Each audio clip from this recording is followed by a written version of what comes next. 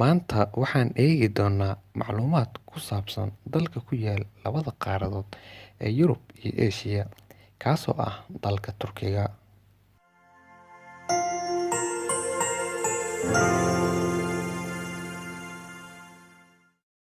Ma ogtahay dalka Turkiga inuu yahay dalka caalamka ugu masaajidada badan, halkaas oo ay ku yaalaan 82,693 masjid, halka masaajidada ugu badan ay ku yaalaan Istanbul.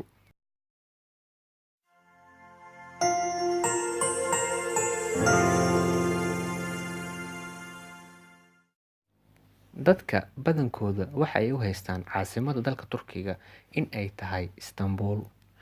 Ma ogtahay in aysan ahayn Istanbul oo ay tahay Ankara, halka loo soo wareejiyay 1923.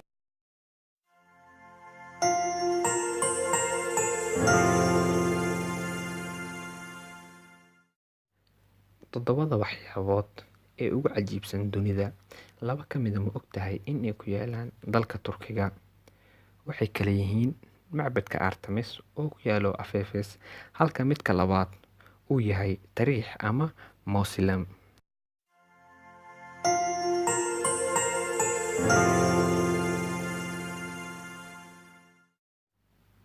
Ma ogtahay dalka ugu shaaha cabka badan caalamka in uu yahay dalka Turkiga, halkii uu halka qof laga yaabo in uu cabo maalinkii 8 koob oo shaaha.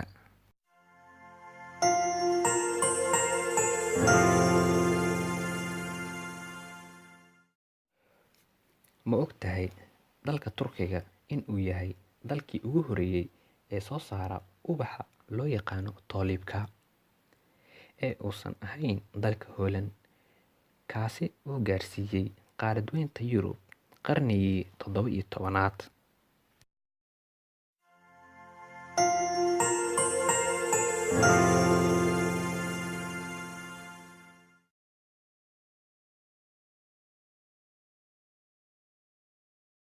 Ma ogtahay dalka Turkiga in uu yahay dalkii ugu horreeyay ee bunka ama qaxwada gaarsiiyay qaaradda Yurub.